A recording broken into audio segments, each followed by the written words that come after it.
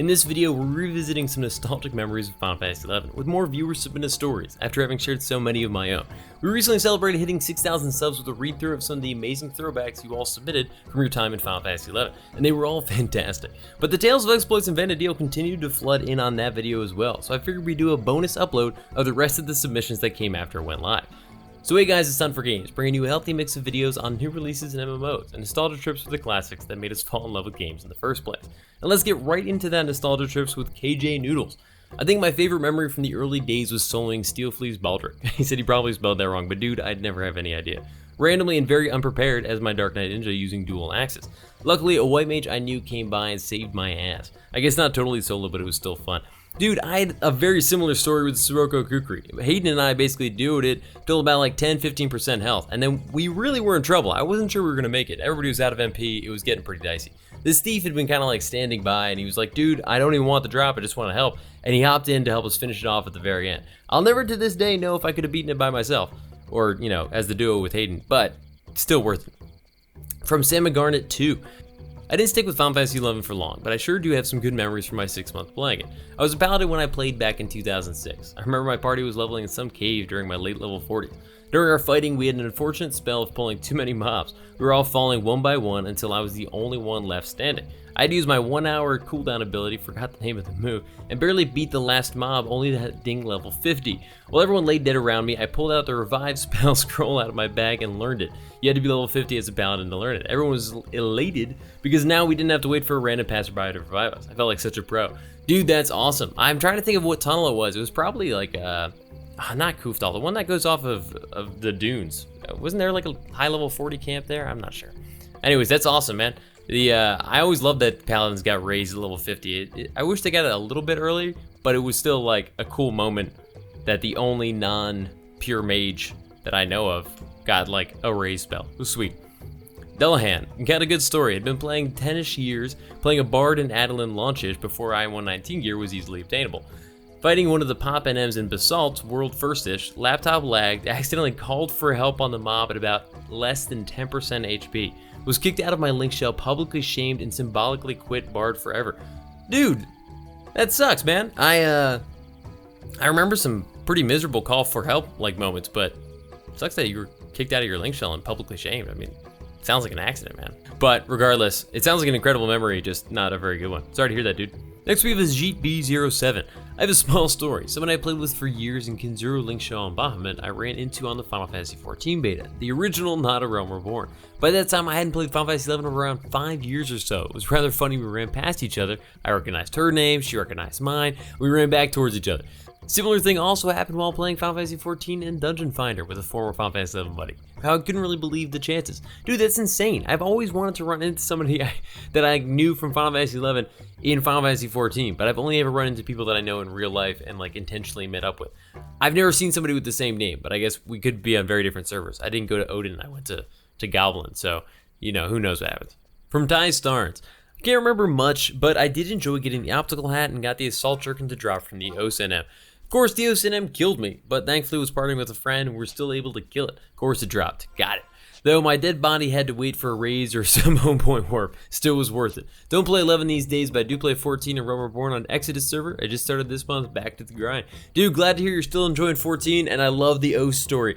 I sadly have a very unfortunate O story where I got the assault jerkin for myself, for my Dragoon, and Thief and other jobs that could use it, and when we went back to get it for my red mage friend Hayden, who wanted it for his red mage soloing career, I famously forgot my thief's knife, and to this day he blames the lack of drop on my failure. Sorry, Hayden. From BooHiss83, a few days into the game way back when, I asked how to make money. A random person told me farming. I spent a while running around both inside and outside the city looking for this magical farm. Eventually I was told that farming really meant just killing things for their drops. This was my first MMORPG, so I truly had no clue. That Brady Final Fantasy XI guidebook didn't help things either. Dude, that's amazing. I also really didn't experience an MMO before Final Fantasy XI, and I'm sure I had equally hilariously bad moments. But I love the idea of you running around looking for an actual farm that just like spit out money. From Ronan X Dark Knight. So one of my old Link mates used to love to tell me the story of the Gelsby Outpost train.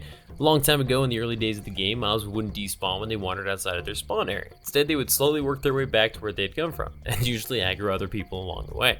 This used to create some truly epic trains, oftentimes in either Garlic Citadel or the Crow's Nest. One supposedly got so bad that GM had to log in to kill it. I would love to hear about that one, but if anything can do that, it's Garlic Citadel.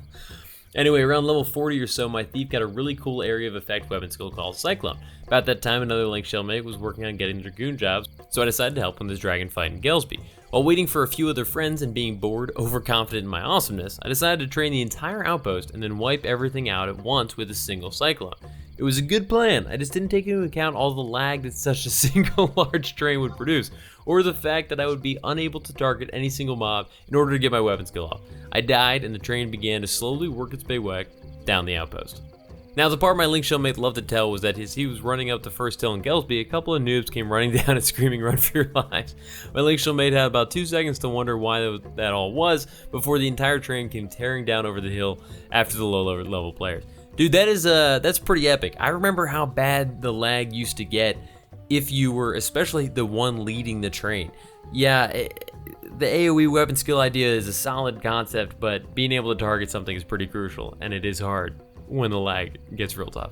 From Bearded Eagle Gaming. So many memories to even recall. My first memory was running outside of Bastock heading to the Highlands. I thought I would kill some lizards on the way and came across someone standing there not doing anything and went about my business. Then all of a sudden a very large lizard popped up. Having no idea what I was doing, I started attacking.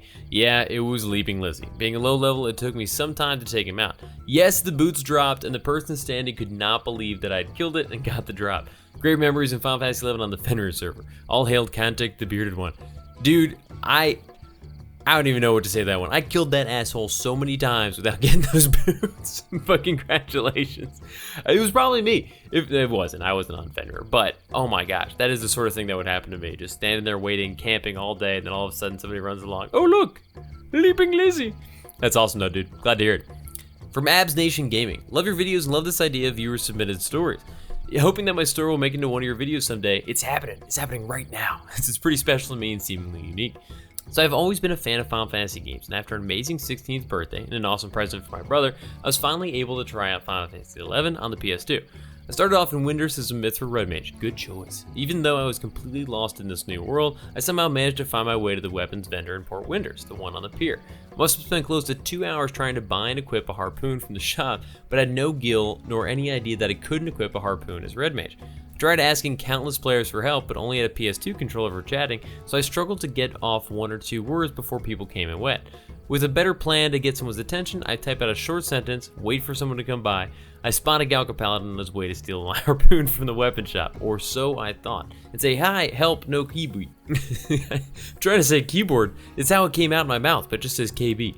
Somehow my broken English stops the player dead in his tracks. He responds with, "Hi, oh that sucks, I've been there before." Not knowing at the time, but this player used to play Phantasy Star Online for the Dreamcast and didn't have a keyboard then. He buys me a few spells, a wand, a few pieces of armor, and my harpoon I wanted so dearly. He spends the next hour or so helping me understand my job, how Final Fantasy XI works, and why I can't equip a harpoon.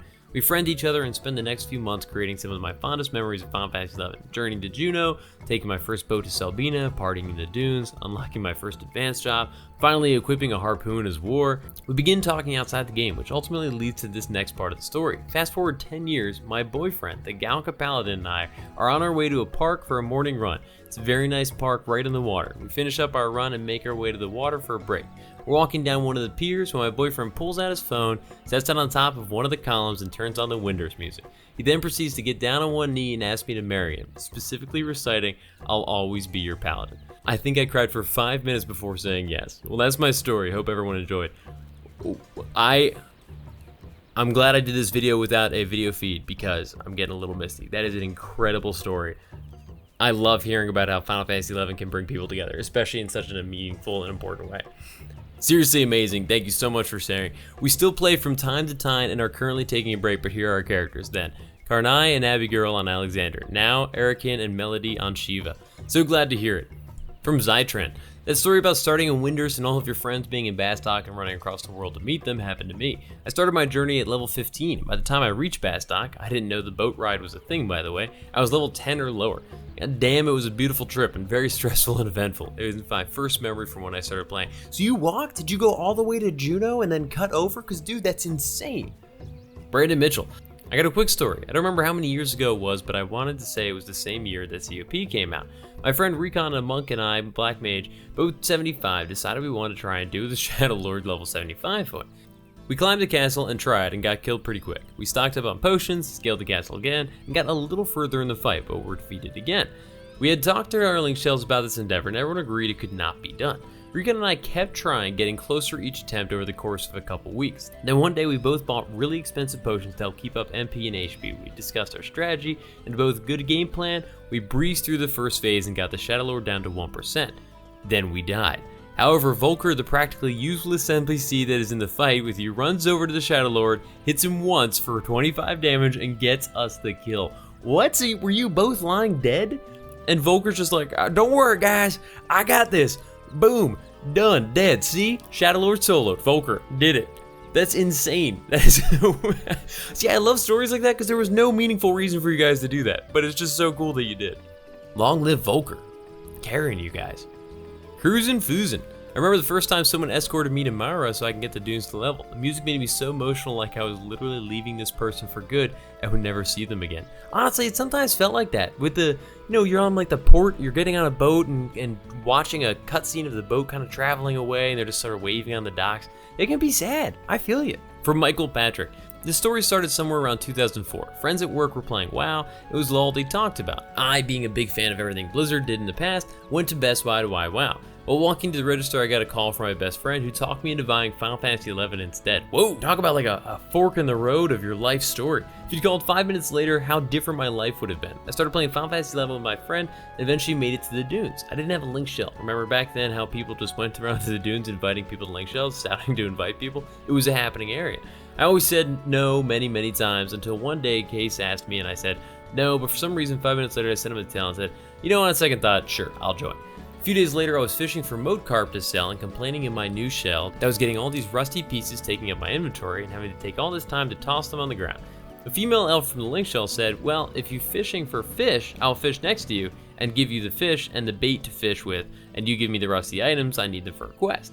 I thought this was odd, but I agreed to it and thought I made out. What she should have said was, hey moron, those rusty items are worth more than the fish, just put them on the auction house. So she ripped me off in a way. We became good friends and I actually had a core group from the link shell that became friends. We all still talk to this day. To make a long story short, today me and my elf have been married for 8 years and have a kid. Crazy to think, what if I didn't take that link shell from Case? What if I left my phone in the car? What if I didn't complain about those damn rusty items? Dude, I don't remember the rusty items. I do remember the moat carp, and they were pretty expensive, so if the rusty items were even better, I can't believe that. But way to wrap that story around to this craziness about you marrying this thieving Elvon that was trying to rip you off. But seriously, how amazing is that? For a brief moment, you're about to play World of Warcraft, which probably been a very fun, exciting experience, but would not have ended up with you marrying an Elvon. So, I mean, huge loss there. Lynchmob72. I was standing around in Sandoria when someone was yelling, D2, do you need it? 200 gil. Wow, that's a pretty cheap D2. I had no idea what it was, so I sent him a tell, yes please. After he cast it on me, I ended up about 20 feet from where I was standing. Good time.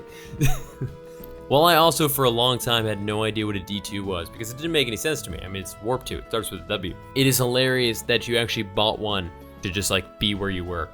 But in all seriousness, 200 gil, how many? It takes 5 of those to even make 1K. I don't understand how this guy was making any money. Anyways, that's it for today, guys. I'll definitely do more of these in the future because they're a ton of fun. Definitely a regular series to bring back. If this is your first time here, check out some of the other nostalgic throwbacks and videos on newer content in my Final Fantasy XI playlist, or check out some of the other games we've been playing lately. Check back each week for more videos like this, and I'll see you guys all in the next one. Peace.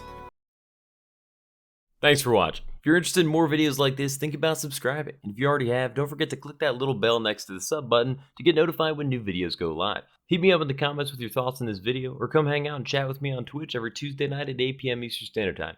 And definitely look me up on Twitter or Instagram and Hunt for Games to keep up with what else I've got going on. See ya.